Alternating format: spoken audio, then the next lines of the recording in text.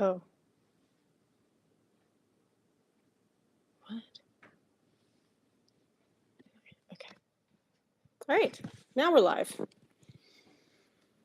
Now we're doing it. All right. Okay. Business. Here we go. All right. Well, welcome to my live. That has been a little bit glitchy getting started, but we're here now. So I'm with Elizabeth tonight, and we are going to talk about how to use your equity and move up to either a new home or use it for investment or Anything you want. anything you want Yes, because it's anything your you want. money. Yes, there's so many choices Yeah. and so little time. I'm just kidding. So what's equity? Tell us about So what equity is the difference between what you owe if you have a mortgage on the house and what the property is worth, and that is considered equity. So it is the gain, the potential gain, and the gain is only received once the property is actually sold. Mhm. So there's that. So equity is not always realized until the sale is complete. Okay. So otherwise, it's just paper money. Okay. So then to access the equity, they would need to refinance or sell. Right. Mhm. Basically, those are your only two options for the most part. Yeah, can't think of anything else. So, to gain access to the equity, like let's use an example. Let's say Jane and John Smith want to buy another home. Let's say their family's getting larger. Mhm. They started off as a cute little couple with their white picket fence and their just lovely little home. Mhm. They got their little And dog. got the little dog, Mhm. and they can have a cat too. I know you Or like a cat. cats. They can have cats Mhm. too. So we will not hold that against them. And so they can have a cat, a The dog. cat. You know, if anybody shows up, the cat lovers will be incensed. I know. I think so. I think I'm gonna have little cat paws on my phone in front of the house.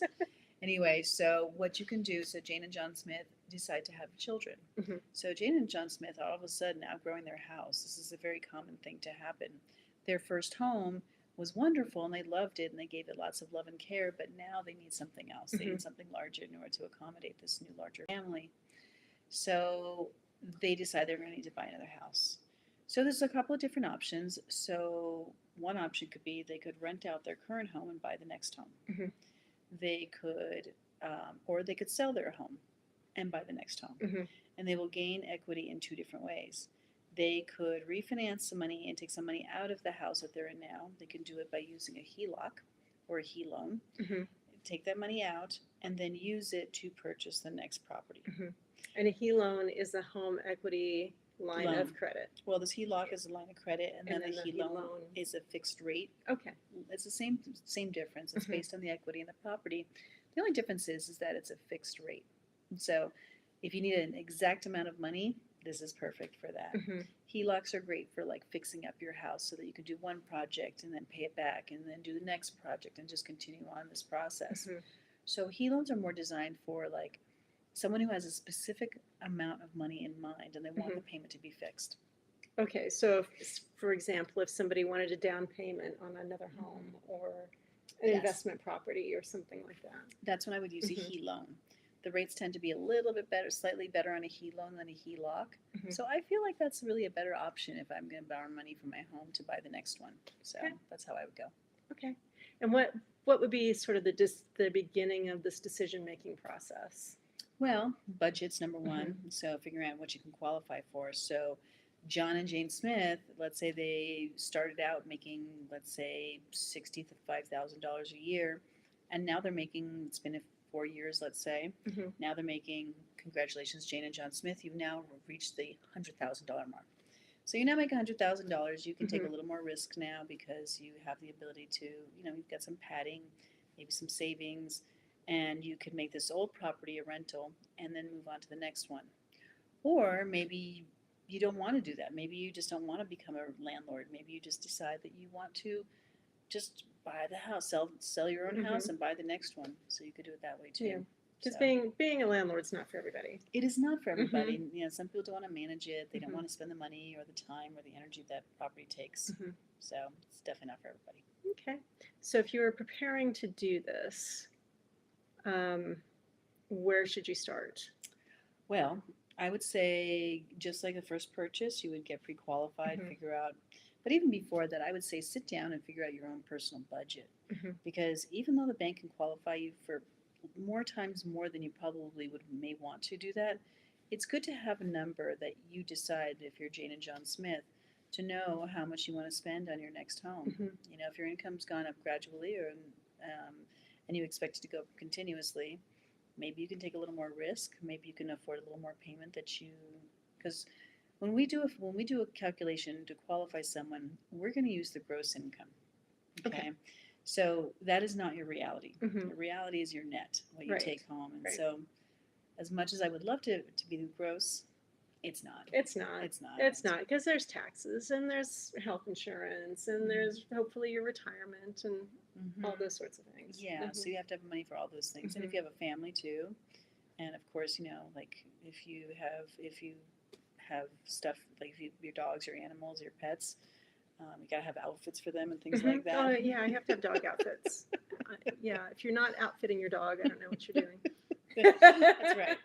So, you have to have money for these Uh-huh. things. So you have to leave room for all these different parts. Private school, if you send your kids to school, there's all Mhm. kinds of things. So I would say before you even go meet with a loan officer, figure out your numbers first, because Right. without that, you really don't have a guide. Mhm. So that would be my first step. So figure out what your income is after all your taxes and blah blah blah, and then see what your debt is looking like.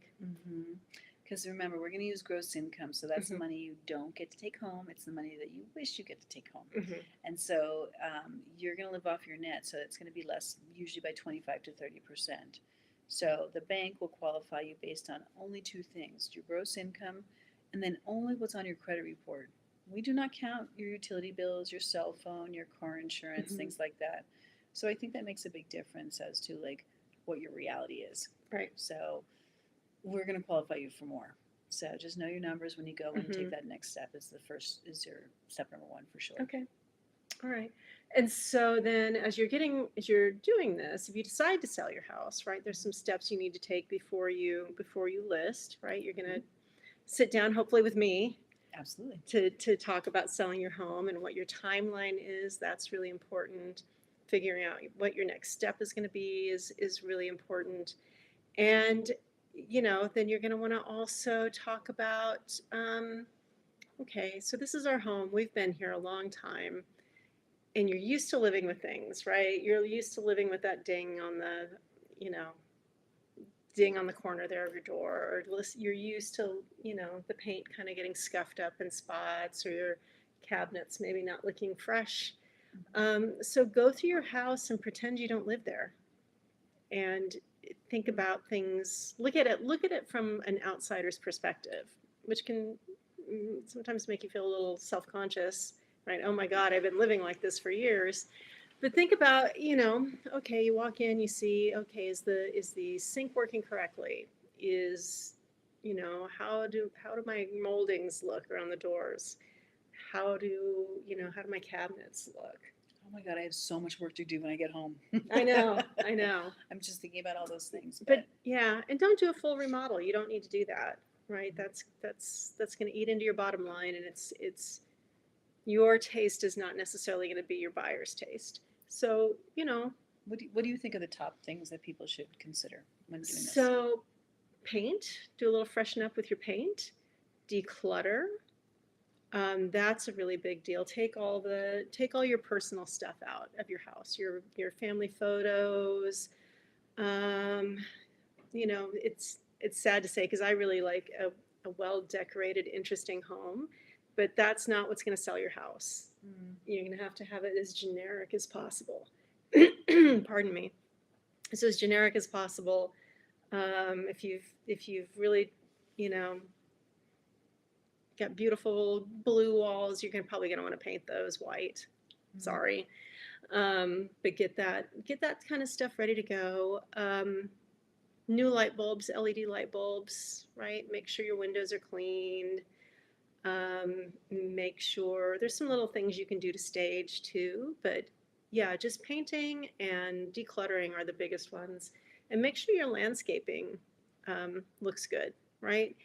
You don't have to go out and plant new trees and plant new grass and everything. Just make sure it's tidy, and you don't have a lot of weeds. You don't have dead leaves all over the place, and just kind of clean that up and make that look tidy.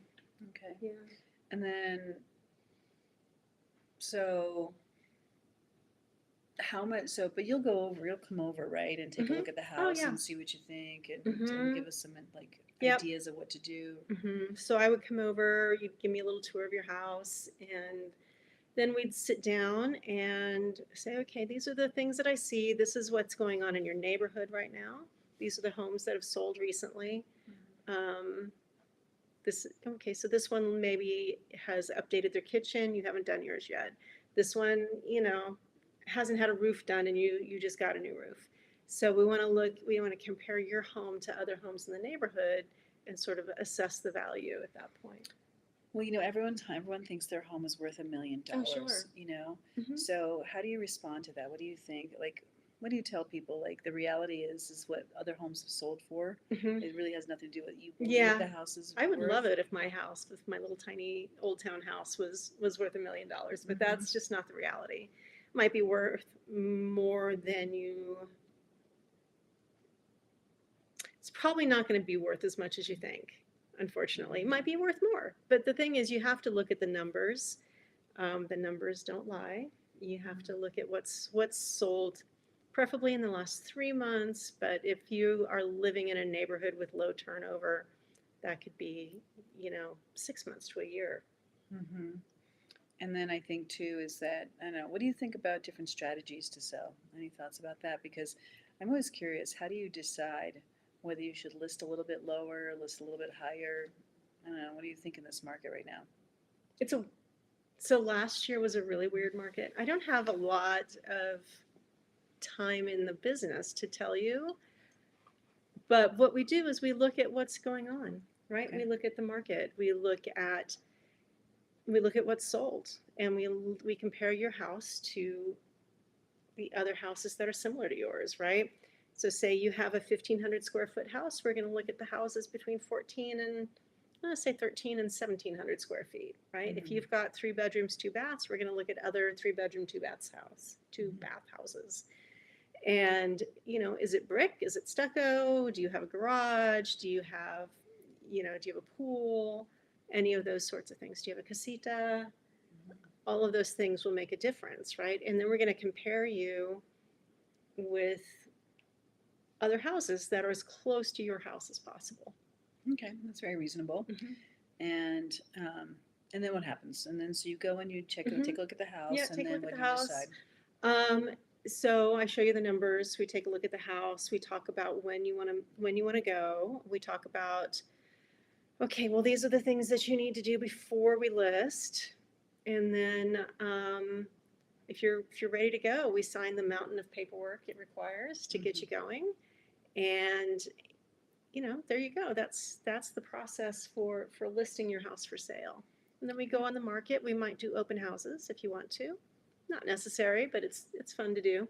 Mhm. And it goes on the MLS, which automatically feeds into Zillow.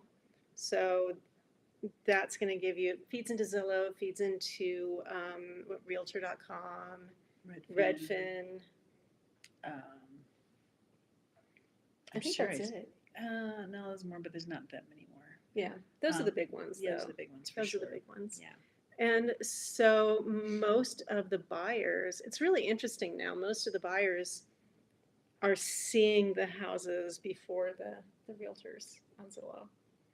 True. Mhm. True. If you're actively looking and you know exactly what you want, yeah, it's there first. Mhm. One thing, once upon a time, 1 million years ago, far in a land far, far away, I was a realtor too for a few Mhm. minutes. And what I used to tell people is that figure out if you're a couple, if you're Jane and John Smith, make sure you figure out what your top 3 things are that you must have. And Mhm. it's gonna make the search on the new one a whole Yeah. lot easier. Yeah. So, and it's usually something that you don't have in the house that you're in now, typically. Mhm. So, um, figure those things out, and the whole process becomes a whole lot easier, I think. Yeah. Yeah. So if you're wanting to sell your house to move, schedules can get really tight because it's a 30 to 45-day process. Yeah. Yeah. So Lots of fun. it can be So many fun things happen during this so many process. fun things. So many. And so, can you talk about contingencies? I sure can. And selling on contingencies. Yes. So, in a perfect world, John and Jane Smith, who I affectionately call Jane and John Smith, they are wanting to purchase a home, but they don't want to have to move twice. So, every time when we have someone who wants to do what we consider a move up, right? Because usually you're not buying down unless you're retiring. Usually you're buying a home that's larger or in a better area or something along those lines, better school district, things like Mhm. that. Usually what I'll tell them is like, well, let's try and get you finance for both with the contingency and without. Mhm. And a contingency means that if you were to sell your home, you could buy the next one. Well, a non contingent purchase means that you do not have to sell the old one in order to buy the new one. Mhm. So your sale is not contingent upon the sale of your property. And so when that happens, um, I think that's a great advantage for people who are doing this next move Mhm. because if you can do a non contingent sale, that's going to save you a whole lot of money, time, And moving, stress. and stress, and Mhm. moving as well. So, can everyone do that? No. Mhm. So would it be nice if they could? Sure would. Mhm. So, and it also depends on how risk adverse you are too. So some people, even though they could qualify for both homes at the same time, may not want to Right. because what if their house doesn't sell right away, or there's myriad amounts of reasons Mhm. why this might happen. So some people are willing to take the risk and have both two homes at one time, maybe just for a month or two until they sell the other one. And so that would be a non contingent sale. And so I look for both options, and it's up to the buyer to make a decision about how they want to do it. So, whether it be taking funds out of the old house to bring it into the new house by way of HELOC, Mhm. HELoan, a bridge loan, or just simply putting a small down payment on the new house, and then once the sale is over, go back and Mhm. just pay down that original balance. So when you're talking about a small down payment, what are we talking about Sure. specifically? So when you're doing if Mhm. you're doing a conventional loan, the minimum down if you're buying for the second time is going to be 5%. Okay. Well, that's not terrible No, no. unless you're buying, a Yeah. luxury home. No, yeah, that could be Mhm. painful. I even have a luxury loan for 3% down and one for 5% down. Oh, okay. But you do have to have reserves, and there's a couple Mhm. of features that you have to have in order to Mhm. make that work. So there'll be some differences, of course. And then um, there's a few variables to this, but usually I'll try and get the person qualified for both Mhm. scenarios and say, okay, if you sell this one first, then great, that's wonderful. Um, and I'm not one to give real estate advice, but I think to myself, if I was a person doing this process, I'd probably be really aggressive with my sale price. If I Mhm. was selling my home, like I'd probably want to list it pretty low. I don't know, what are On your the thoughts? on the lower end of the On the spectrum. lower end of the Yeah. spectrum so that you get more interest and possibly more buyers interested in your home Mhm. so you sell it faster. So that's something that crosses my mind. I don't know. What do you think? Um, yeah, it depends. All depends on what your goals are, right? If your goal is to move that house so that you can get into someplace else, or maybe you need to leave town, right? Maybe you got a Mm, job somewhere else and you have deadlines, and it'd yeah, be true. a big financial burden for you. Go lower on the scale, right? Because when we Hmm. give you a list price, we don't just say, well, it's this magic number right here.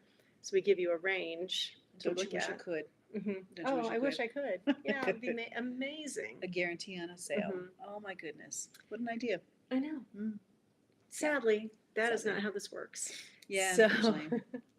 But it would be it nice. would be nice. Yeah. So if you wanna move it faster, go towards the lower end of the Mhm. spectrum. But if you're wanting to Capitalize maybe. capitalize and you need to squeeze every last cent out of it, then go higher. It's a risk though. It's a risk. You may not move very fast. You Hmm. may be sitting for a while, which is stressful for you, stressful for me, Hmm. stressful for everybody involved. Yeah. So price it right. hmm Yeah, would be Yeah, good from the get go. advice. Somewhere Hmm. right in the middle, take that sweet spot in the middle. Hmm. Some other things to consider when you're doing this non-contingent sale is you're going to need to come up with some money. So you're going to have to come up with a new down payment. hmm So that's going to be minimally 5% down. If you have a conventional loan in the house that you're in now and want to put a smaller down payment in the next one, You could do an FHA loan with 3.5% down. That's another option. And then one more thing about conventional I think is really helpful. So you can do something called recasting. So let's say, for example, Jane and John Smith bought this new home. We're going to use some nice, easy numbers. So let's say they leave their house for $100,000. They're buying the new one for $200,000. So the next home, if they do 5% down, is going to be $10,000. Very simple. And then what they do is on the $100,000 home, let's say they only owe $50,000. Well, they're going to get probably about $35,000 to $37,000 from the net from the sale of that house. They can go and take that $37,000 and put it on the new loan on the new house once that house is sold, and they call that recasting. And then that drops your balance, right? It drops your balance, A, and then B, it also can drop your payment.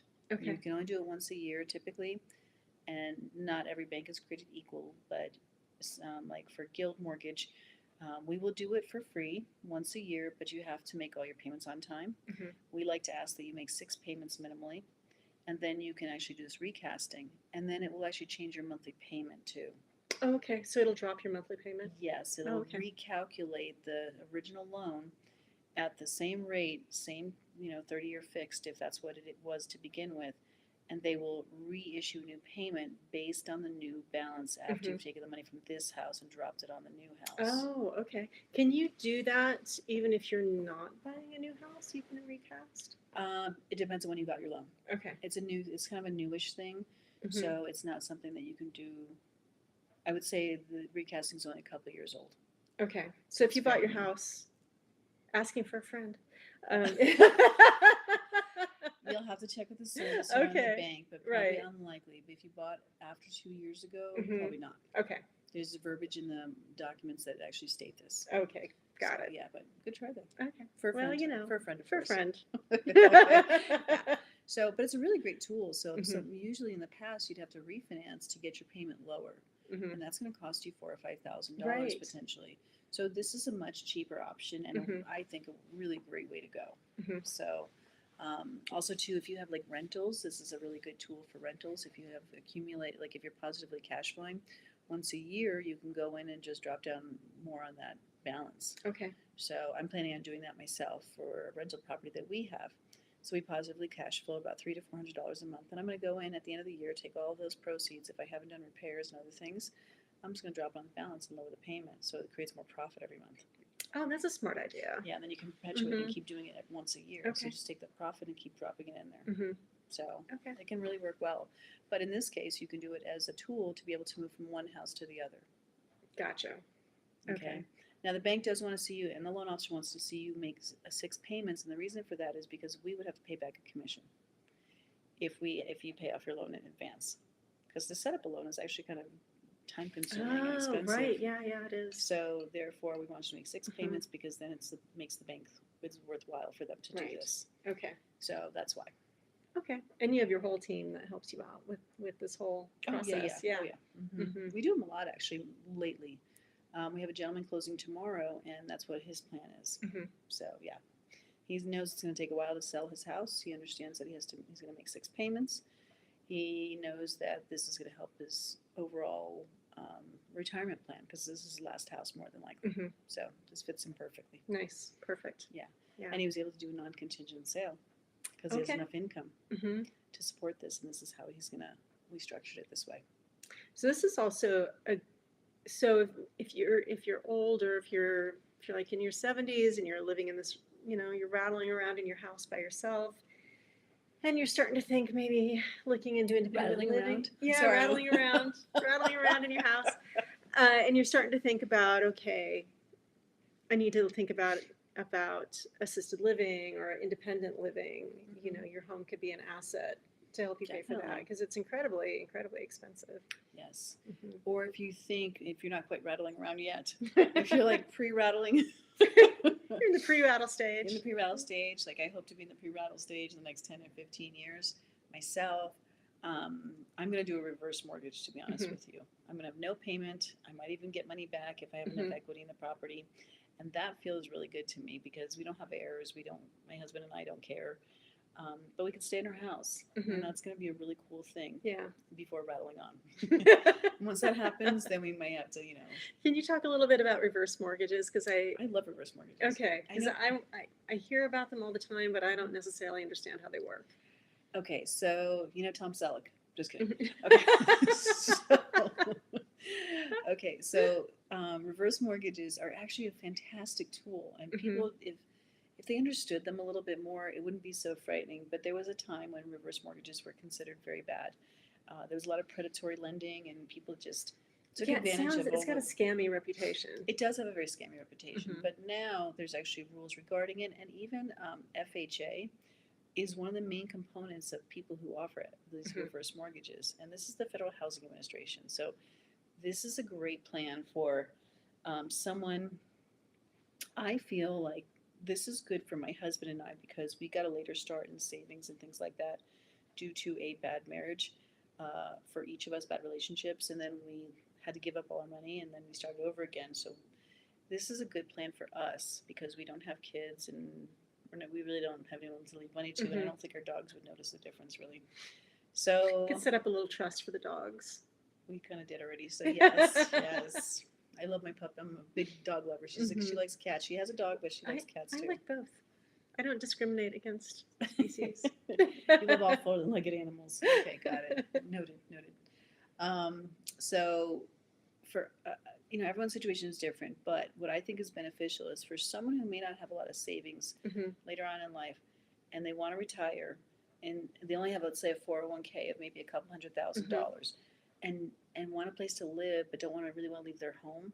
A reverse mortgage is a great way. So the way that works is that let's assume we have a home of, let's say, 300,000, Okay. even more probably. Let's say 400,000. Okay. That's about the And average cost of a home in Albuquerque. yeah, Mhm. not only that, but that's usually how much equity people have that are in this price range. Mhm. So the homes are usually about 500,000 generally for folks that might have equity, Mhm. or they would have paid their house off.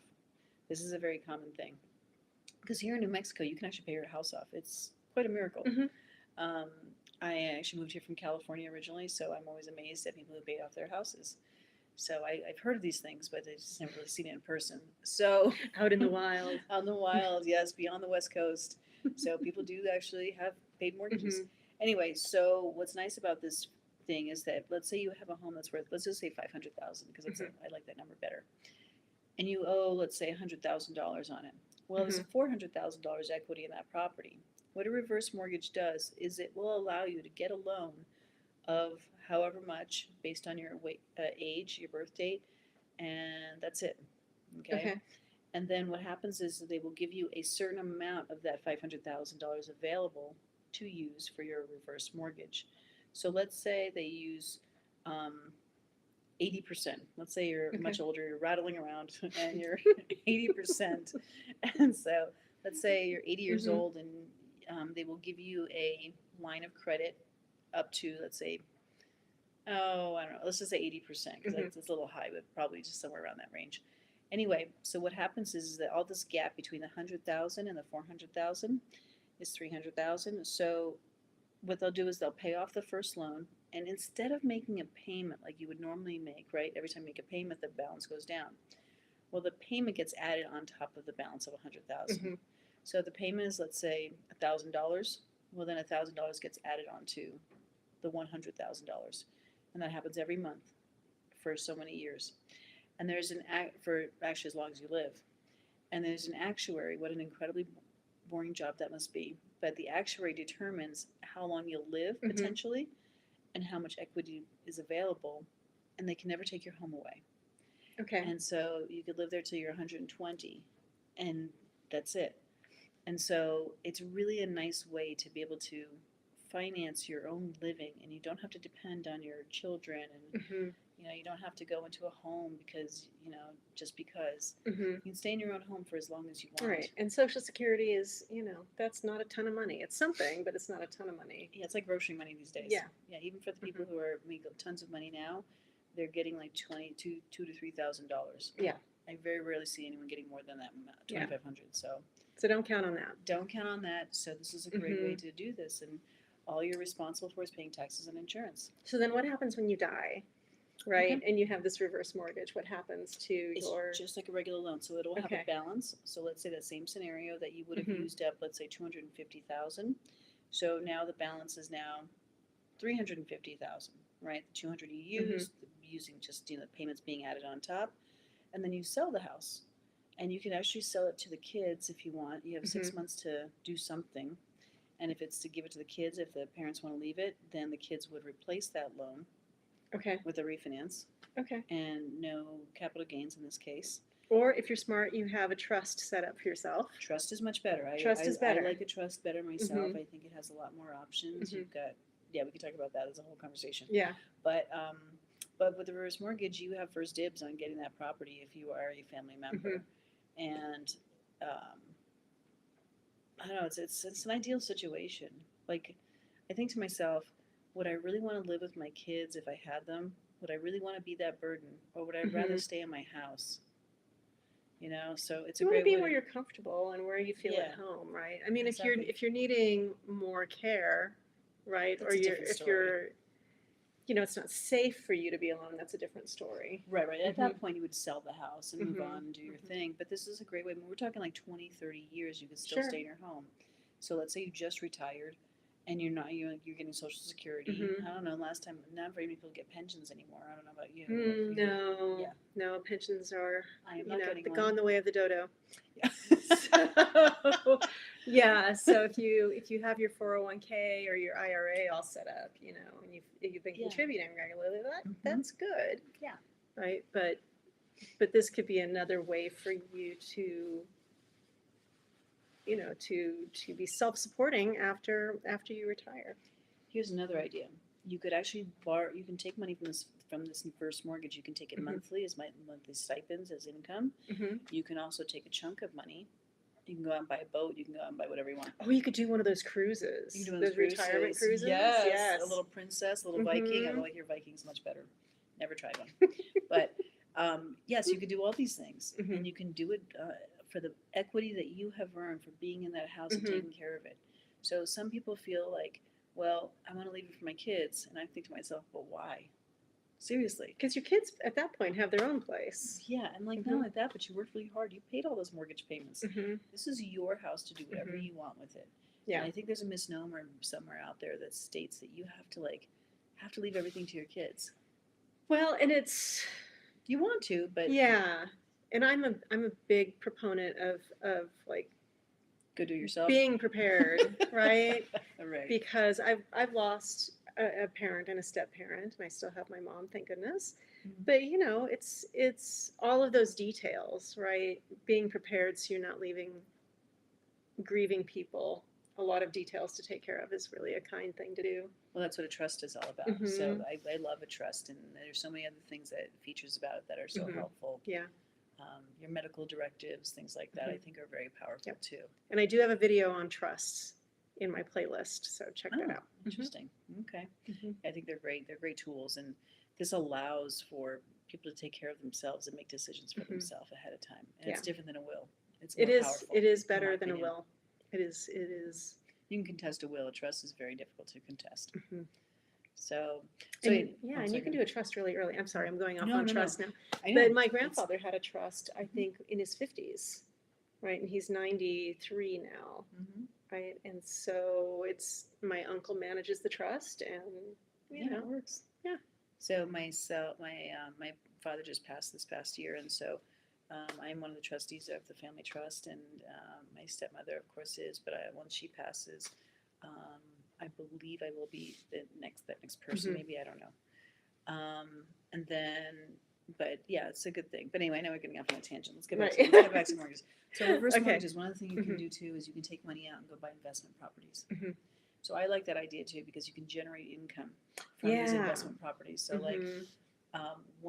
so my husband and I have a few rentals, and what we're going to do is when we get a reverse mortgage, instead of using it just for mortgage payments, we're going to live in our house mortgage free. But we're going to take some of those monies and pay off those mortgages on the other house if there's anything left on them, Mhm. and then that will give us a couple $1,000s a month every single month, and that will help fund our retirement. Mhm.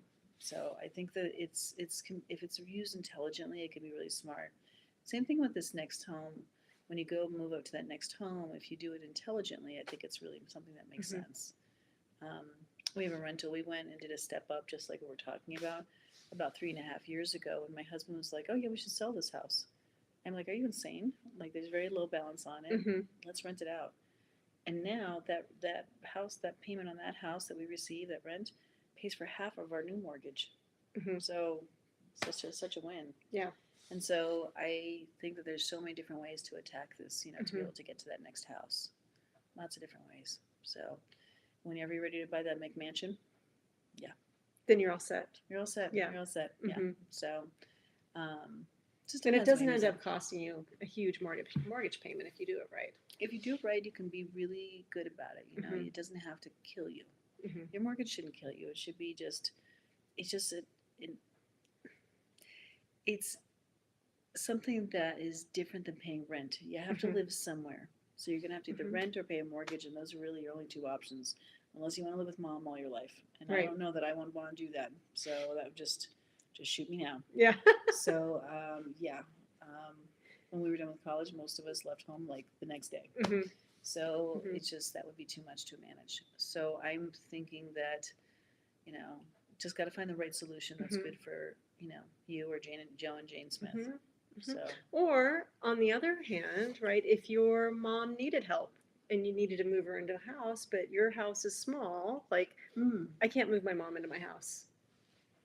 There's just not the space, right? Mhm. And a small house is fine for me, but if I needed to bring my mother down Mhm. from where she lives, there's no way I could do that in my current situation. Well, interestingly enough, you can actually buy with a reverse mortgage Mhm. too. And I know I keep talking about the reverse, but I think it's such a great tool. Mhm.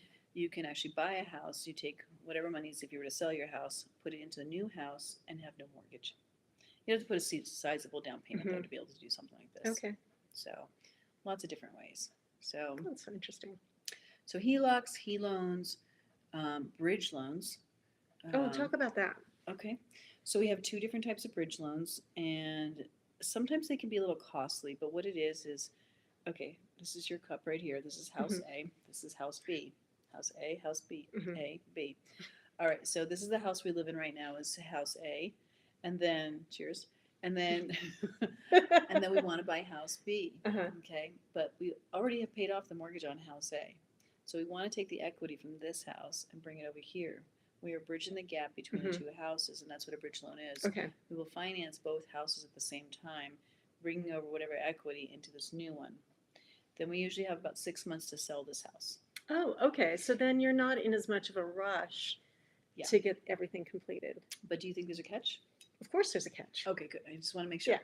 So, does it seem risky to the bank to do something like this? Yes. Yes. So, Mhm. pretty much everything is based on rates, programs, everything is based on risk, and that horrible actuary job. I can't even imagine.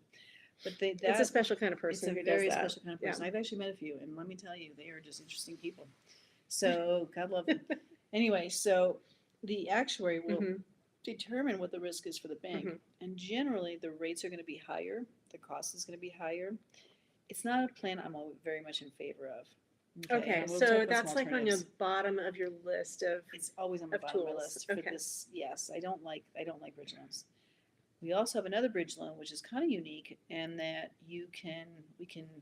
I have a company that will lend money on the house A. On whatever the sale price is, you pay 2.4% once it sells, but they will give you money like a gift to buy the new one. Hmm. There's no loan, Mhm. there's no interest rate, and it's a lot easier to do. But you're paying 2.4% on whatever this is. Okay. Okay, so as long as you want to pay that fee, you can do this other program, Okay. which I like a whole lot better because you don't have to qualify with both loans. You don't have to do all these different kind of finagling in order to make the financing work. But it's going to cost you some bucks to do it. Mhm. I think I like that program better than doing the bridge loan. Okay. So what's that called again? It's good as a bridge loan, but it's just a different type. Oh, okay. It's just All right. So less risky. it's a less risky, less Mhm. costly bridge loan. Well, it's not necessarily less costly. It's easier to work with. Okay. Okay, Mhm. so that's a second bridge loan. But there's other alternatives too. So, like, let's say you're just in a fine line. You can qualify with both home loans because you have enough income Mhm. between you and your spouse or whomever, and then you can borrow money, let's say from a 401k.